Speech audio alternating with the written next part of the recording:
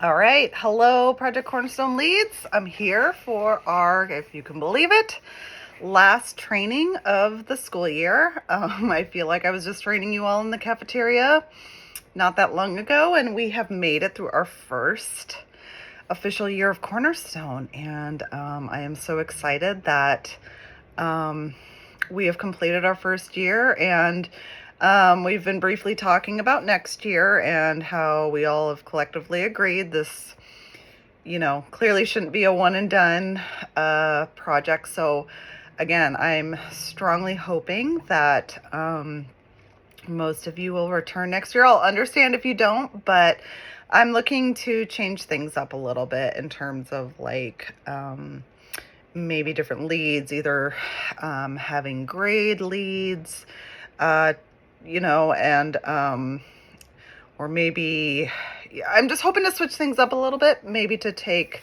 some of the work off of me, just because all of it is a lot, and I did find some holes that I was not able to fill this year. But first year, inaugural year, nothing's going to be perfect, so I'm very pleased with how this turned out, and you guys have just gone above and beyond what I could have asked from leads. I know this is not easy.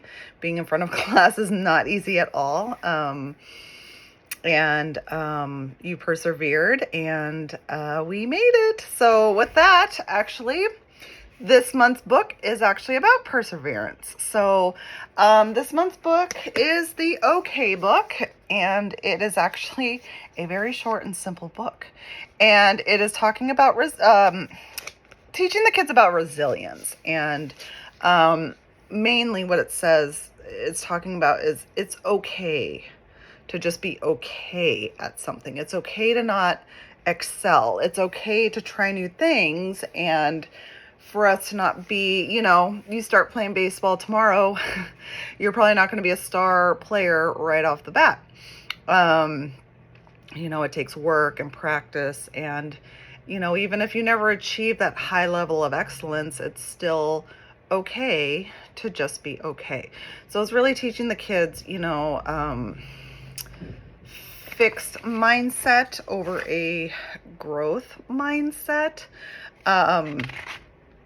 So there's a few, I posted all of this stuff and some ideas on the Facebook page. I know I am so behind this month. I'm hoping everybody just needed time to catch up with Enemy Pie, and that I haven't left you hanging too long. I'm so sorry. It's just been crazy. But as you can see, and I hope you guys kind of take a look around if you haven't seen some of the bulletin boards that are up around the school representing, I think, most of our books. The library has 2 up. There's 2 in the hallways. There's 1 in a really skinny hallway. So be sure to check those out at open house. Recruit your friends. I will be probably looking for more bulletin board help next year also. And I don't know, again, if that means that I'm wondering if it might just be easier if, grade leaders work together to do the same project, and then every grade kind of has a month to do their own bulletin board and such. So we'll see. As of now, I am still also going to be Home and School Club co-president, and some of you know I've been taking on subbing at the school, both for all 4, Dee Dee, Rosemary, and teaching. So I have not worked in 9 years, so it's been nice to be back working in some capacity. With that, my time has become a little more restricted. So I'm, again, going to be looking how we can improve for next year. So anyways, back to where, I don't know how I got so far off track there. So again, this is really talking about a fixed mindset over a growth mindset, and kind of getting out of negative thinking. It's very easy to do. I'm sure this is, as simple as this book is, I think I can see this working so much for our upper grades, honestly. it's it's just something we all need work on, right? That it's okay to not be perfect at everything. There's always going to be someone better at us at something. They've probably been doing it longer than us. So, this says, develop a growth mindset that embraces trying new things, being okay with enjoying while pursuing mastery. Find joy in discovering new sparks and interests.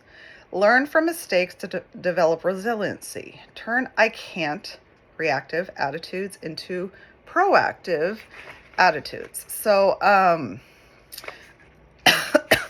on the lesson plan, there's a few lessons that you can use. There's a really good older kid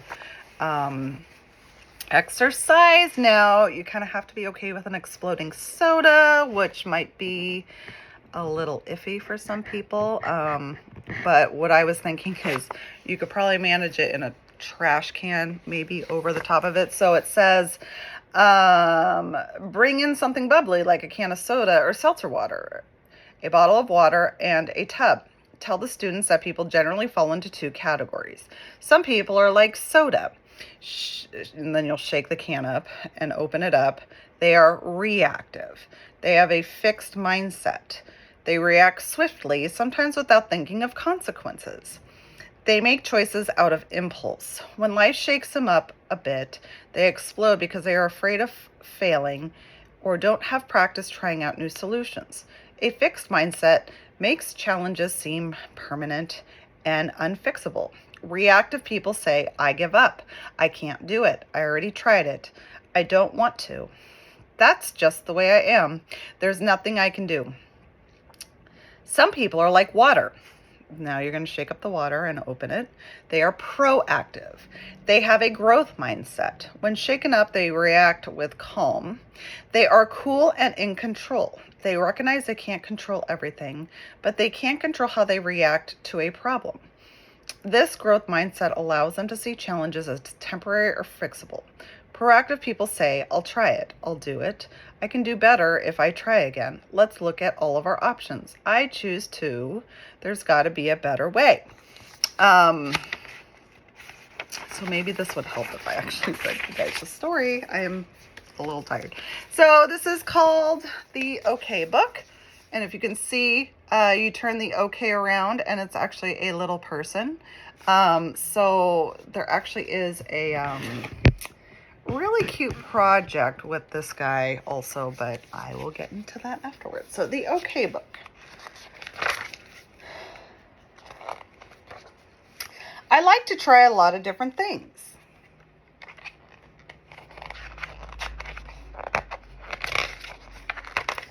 I'm not great at all of them, but I enjoy them just the same.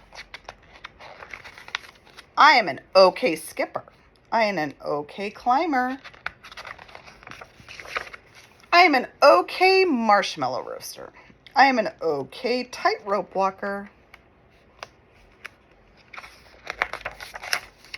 I am an okay left fielder. I am an okay right fielder. I am an okay diver. I'm an okay hider. I'm an okay pumper. I'm an okay sledder. I'm an okay kite flyer. I'm an okay tug of warer. I'm an okay sharer. I'm an okay head stander. I'm an okay pancake flipper. I'm an okay fisher. I'm an okay swimmer. I'm an okay lightning bug catcher. One day I'll grow up to be really excellent at something. I don't know what it is yet. But I sure am having fun figuring it out. The end. So again, really simple book, but it gets to the point of it's okay to be okay at something. It's okay to enjoy the process of practicing to excel at something. And just again, having that right attitude. So I believe I put a lot of resources up on the Facebook page last week. Hopefully you've had a chance to look through those. But I'm actually going to make it kind of easy on you guys this month, but I do like this. This is, I believe there's a paper in here, or you could even have the kids or a document on our Facebook page, but there's you could also have the kids just write it. It's called the Circle of Control. And so like they have two circles, and on the inside is a circle of control, and the outside is a circle of no control. And so it's basically having you guys as a class discuss, and you could also just do this on the board and have the kids contribute to what is in their control and what is not. And again, on the lesson plan, it kind of gives you guys some ideas.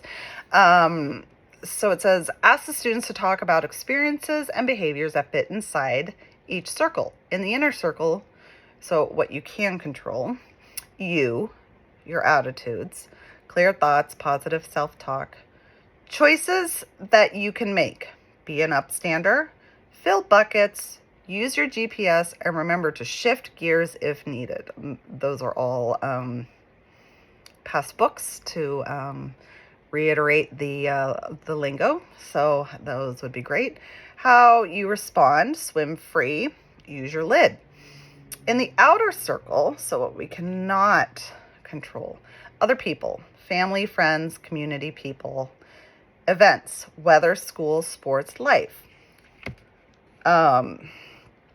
What happens, and this is what you could ask the students, how does it feel when we spend time and energy worrying about things we can't control? What happens, how does it feel when we focus on our power to choose how we react?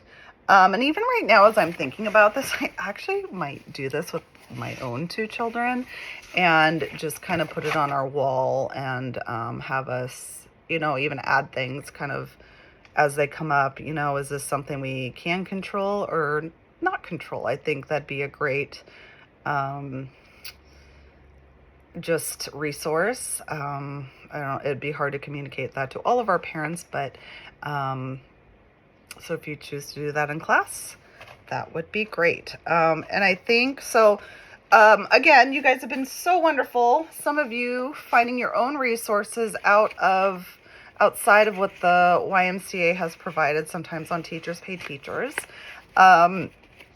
There are still quite a few classes that I know have not been able to represent our bulletin boards, but I also thought it would be fun. Again, the last couple months actually have been a little insane. So really, I should have planned this out ahead of time. Hopefully next year I'll get it together, but inaugural season, right? So what I'd like to do is more of I'm going to call it almost all school project, because I do think this is going to be difficult to include everybody right now, both for time restraints and ability purposes. So what I'm going to do is while I'm Dee Dee tomorrow, going to cut up these papers that are all in rainbow colors. And if you could, and some of these, especially the dark colors, we'll probably need like a black colored pencil preferably, if they have it. If they have a Sharpie, that'd be wonderful too, if they can use it, well. But I'm going to cut these papers up. I'm going to put them in the Cornerstone bin. And what I'm going to have you do is, if you could grab a few of every color and kind of starting with the most red and knocking down to be like a few purples. And again, kids get what they get. They don't throw a fit. Having every child write what they are okay at. So I am okay at, and I would probably write most of this on the board except the answer. And then below, have them also write their name and their grade, just so we can see the varying difference. So I am okay at soccer. I am okay at school. I am okay at whatever the kids, kickball, badminton, math. You know, I have a child particularly who struggles with feeling like he's not smart, and I'm really hoping for him that he can kind of hone in on it's okay to be an okay student. Um, hopefully this does kind of bring a level of vulnerability if we're being really honest about it.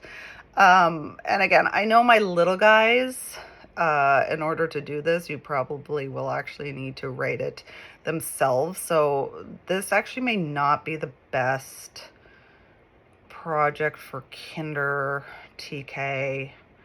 First grade at this point could probably hang. But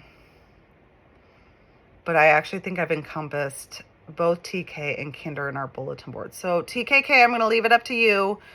Anybody else who has another project that you would much rather do, I am totally open to that also.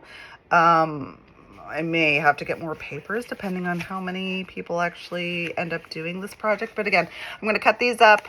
I'm going to put them in our Cornerstone bookcase and just grab some and have the kids write I am okay at, and hopefully we get a whole lot of different answers. I would encourage them to be creative because I do think it's going to be very easy to give kind of some of the same answers. And I think this is where we can encourage a conversation at like, what is something you really want to either start to learn how to do, or what is something you are doing right now that you would like to be better at?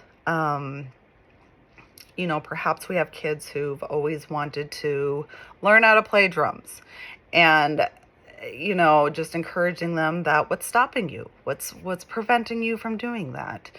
Do we have a fixed mindset of we can't do that, or do we have a growth mindset of, you know what, maybe I need to wait a few years, maybe I ask my parents, maybe, whatever it might be. Just kind of keeping them in the frame of to have those hopes and dreams, and that if they start playing drums tomorrow, they're not going to be Metallica, so just encouraging them, because I do think so many of our children right now, especially living in this social media age, have this comparison just thing that's going to unfortunately be a thing. Social media can be wonderful, but it's also sometimes not the best for our developing kids. And I think the more they learn to not compare themselves, to find themselves unique and valuable. So really, I know I talked to one of the fourth grade leads, and I know she was really trying to, again, the focus really is the discussion, right? If the kids are talking, let them talk.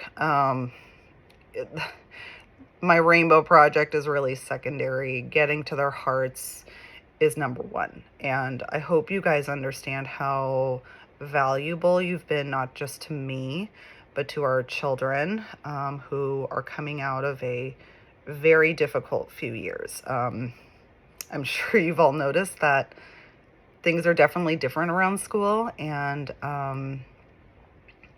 I think a lot of it is just COVID related. Unfortunately, we're seeing the aftermath of the pandemic, and I'm hoping that with some work, and hoping with you guys as their mentors, that we can help direct them into a good path, because they do have so many challenges ahead of them. So I want to thank you all again for being such a huge, life-changing adult in our kids' lives. I'm pretty certain that, there are kids you've made a difference to, without you knowing. So even if you feel like you haven't, I can almost 100 and maybe 99.9% guarantee that you have made a difference this year. And again, I look forward to next year growing and adding on this. I did put the books up and the theme onto our Facebook page. So make sure you take a look at that, and I'm gonna have to figure out how to get all those books, but these books will remain in our library. That's the other thing. If you have books, can you please return them to us or to our bookshelf so that we can kind of keep these. We had a couple generous parents donate, and I don't know, sometimes I think we got too many books, but we'll see. If you guys have a number of how many books you think we should get for next year, this did help that you guys were able to kind of take them home and not have to like stress that somebody else was. I actually talked to a friend, they do Cornerstone, they leave one master book in their office, and that's all they have, and they have to come and get it to read it and bring it right back. So we are very spoiled. But maybe we can cut it down to like 5 books. We'll see. Anyways, I appreciate you guys. Thank you for being bucket fillers to our kids. And hopefully I'll be in touch sooner than later so that we can start planning for next year. Thank you guys. Good night.